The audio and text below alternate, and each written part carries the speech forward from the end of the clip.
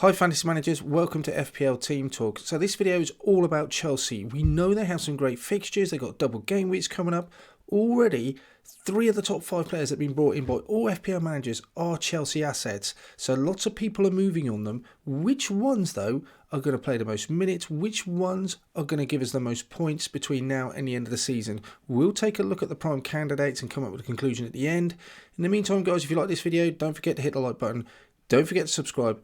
And in the meantime, let's take a look.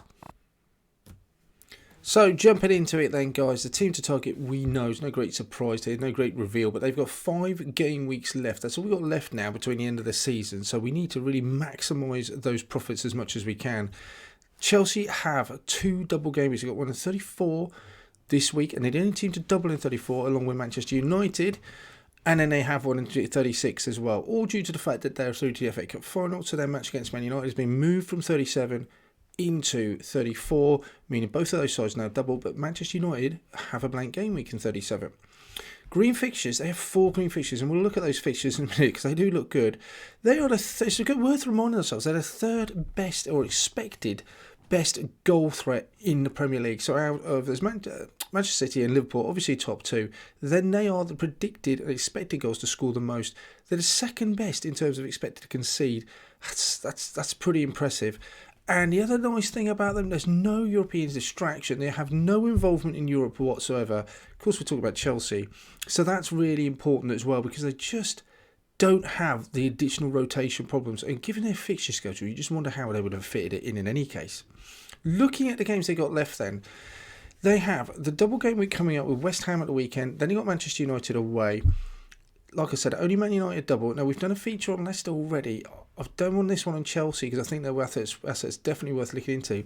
Manchester United, did thought earlier on, do I do one on Manchester United? I just don't think they're worth it. I just don't know if there's any assets that I would particularly want to get to that would, that really, I think that I would want to be a part of. Ronaldo, possibly. But then he's so expensive. I'm not even sure I'd want to go to there because it's just not an easy transfer. I just don't think they're worth it. Everton away, good game. Not a team you'd mind focusing on at the moment, targeting. Wolves and Leeds are at a good double in 36. Leicester at home, not a bad game. And then finishing the season, Watford at home, nice fixture. If you're free hitting in 37, which I intend to do, they are just perfect. It feels like everything's coming to line. I can pack my team with some Chelsea assets, and they are scoring goals. They are conceding goals as well, but they're scoring goals. And I can attack 34 and 36, and then just ditch them for that 37 single game fixture. Not that it's a bad one. And then again pick them up for the Watford at home. It just feels perfect for that strategy. So for me, I'm free. Always intended free hitting 37 regardless. But this is just sort of the cherry on cake for me. For free hitting 37, this just falls into that category really nicely. The players that I'm going to focus on, and I could have picked a few others, but these are the main ones. Rudiger absolutely has to be one of the ones to target. Mason Mount, he is the most popular player to be brought in so far for game week 34. Havertz is up there as well, and Werner. And the other one was Reece James, so he's on there. These are the 5 players that I'm going to be focusing on in this video. I guess, you just don't know in terms of rotation who else could be about. Kovacic obviously injured at the moment. There's lots of Pulisic. Can't trust Lukaku's going to get time. Azpilicueta possibly. Thiago Silva. There could have been a few others, but I felt that these were the main ones, the main priorities that I'll be interested in realistically to bring in. And it may be that we have a couple already. I'm already a Rudiger owner, already a James owner. I absolutely would consider and am considering bringing in another candidate of either Mount, Havertz and Werner. The moment I kind of sort of set my mind, but it could easily be changed. But looking into all these details was really helpful me making that decision. So number 1 player was Rudiger. Now it is important, he has missed tonight's game. You'll be picking this up, it'll be tomorrow night for you, yesterday for you now. So he's missed 3 games. Before to that, the game tonight against Arsenal, he had only missed 2. So updating these stats as I did, quite a few things changed actually in just 1 game. It's quite incredible. So 20 out of 31 games he's played. That's really good. 2 calls information to us was that hopefully it's just a minor injury and a matter of days, and he's very hopeful that he'll be back for West Ham. So in fact, the fact that he's missed it from a selfish point of view against Arsenal was really good. I free hit. I didn't have Chelsea assets, so he's got a rest now. So if anything, that makes him more appealing, I think.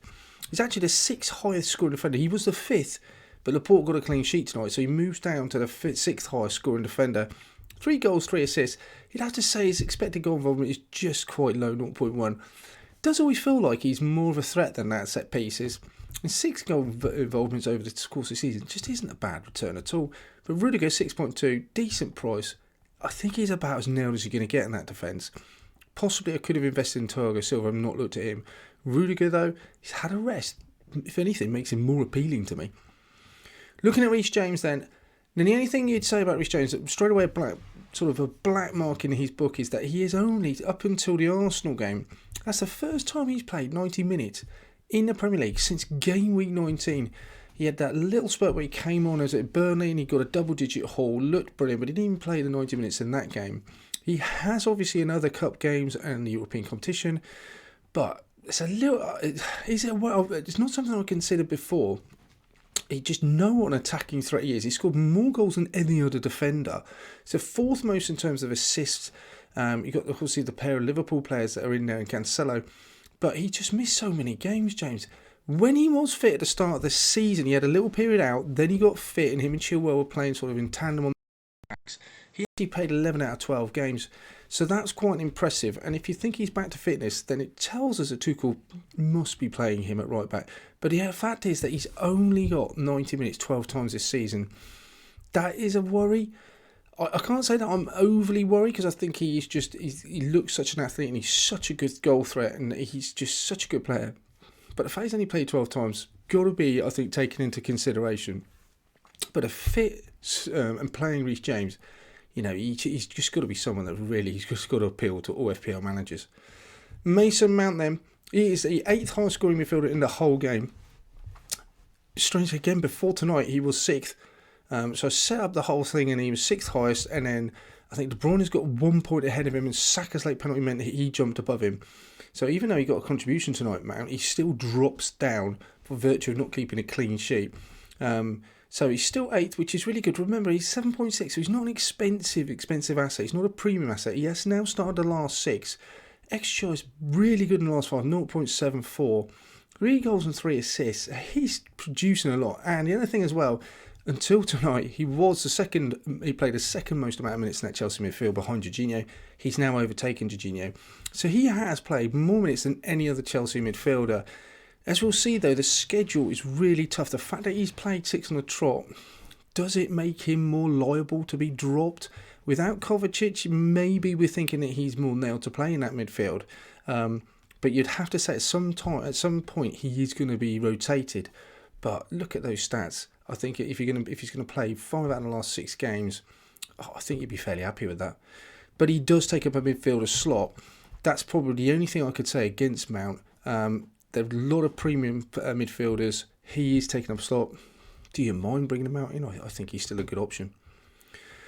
Kai Havertz, then, he's one that's really interesting. XGI is just phenomenal. Over a goal contribution, expected goal contribution per game in the last 5 matches. Those are the 5 he started.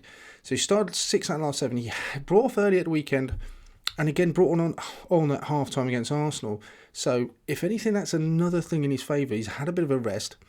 Lukaku, from an FPL point of view, if you're an Havertz owner, that's got to be a good thing. I think Lukaku's been hauled off after 45 minutes. And Havertz has been the man trusted to sort of win the game for Chelsea, even though he obviously didn't. 5 goals, 1 assist, really good return for Havertz. He's a midfielder as well, just playing up front. I have a bit of a bias against Havertz. I think I got stung earlier on in the season when I brought him in when he had a really lovely run of fixtures. I think Lukaku got injured. I'm not the only one. And then obviously they beat Norwich 7-0. He got brought off half-time with no returns. And then Salah goes and hits a hat-trick at Old Trafford. So I think I need to put that to one side and just take a look at him objectively, because he just looks really good. Again, he just takes up a midfield slot. But you know what? He's a striker in a midfield playing up front for Chelsea, and he's pretty much the preferred option.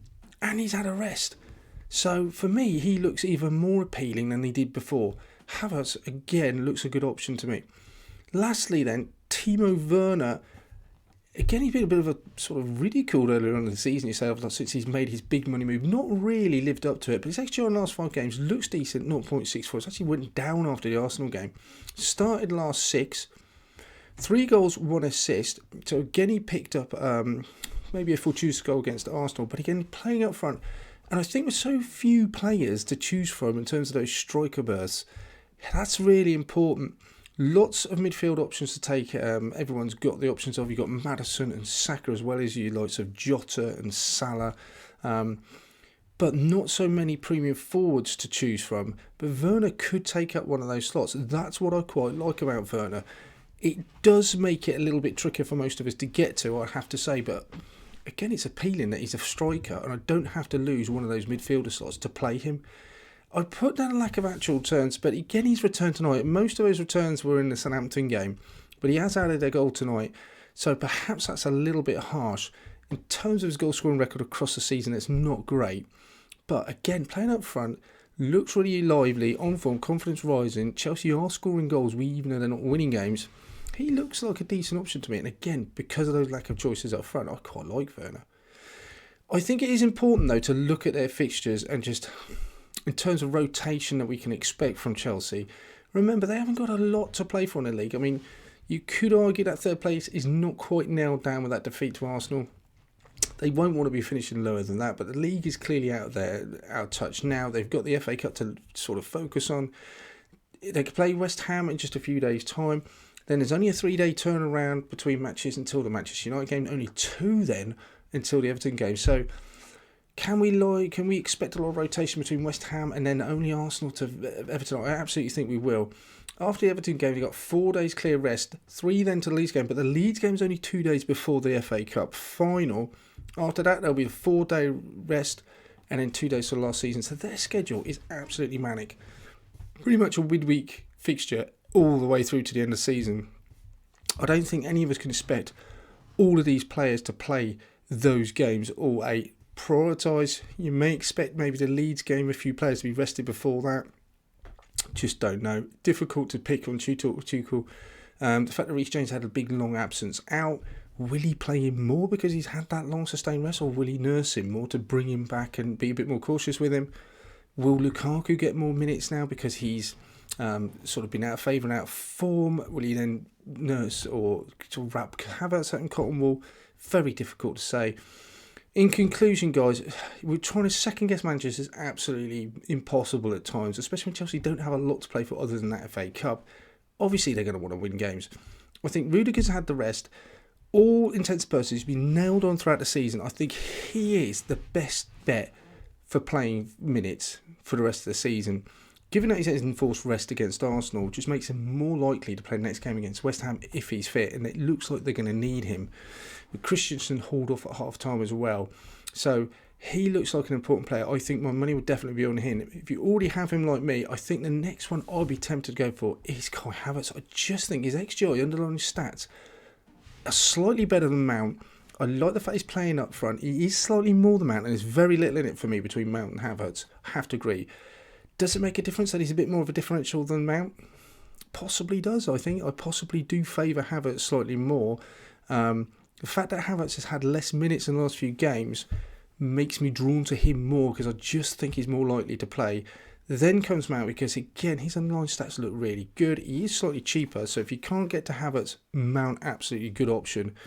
Then Werner. Now, Werner's useful if you haven't got, I've got the likes of Hwang and Broja up front. It makes it difficult to go to a striker in one move. It'd have to be 2, and I'd be downgrading someone else in possibly defence. But again, the fact that Werner plays up front does make him quite appealing. If you've got an Antonio money in the bank, that may be a move you want to make. I don't think there's anything wrong with that. Werner looks really strong choice for me at the moment. And then I never thought I'd say it, out of all of them, maybe Reece James. He's played now 90 minutes against Arsenal. I feel somehow he's just going to be rested for the next game at West Ham. So straight away, you've got a double game week where you've got a single week player. I could be wrong, but I just don't see him being thrown in and playing all these games. His minutes look like they're going to be managed to me. If I thought for a minute he was going to play all of these games, I think he'd be probably number 1. Because I think in defence, he looks, such a threat for a defender. His XGI is brilliant as a midfielder, let alone defender when you start throwing his clean sheets in. But the fact also that Chelsea aren't keeping many clean sheets just makes me worried about James. Good thing maybe you'd say about Rudiger as well. If he doesn't play, he just doesn't play. Maybe with James, the other worry is that he does tend to come on in some games. So again, that just lowers your ceiling for the amount of points you can get off him. Okay, guys, I hope you enjoyed the video. I hope you found that useful. Don't forget, give me a comment below. Who are you going to go for? Have you moved already? I certainly wouldn't rule out going for 3 Chelsea assets. I think that's what I'll do, especially if you're free hitting a 37. That seems like a really good idea. It seems to play into that strategy really well. Don't forget to subscribe. In the meantime, don't forget to have a look and check our team selection videos out. We'll come back with a wild card later on in the week for an update on that. Otherwise, best of luck with the rest of your game week 33. And in the meantime, speak to you soon.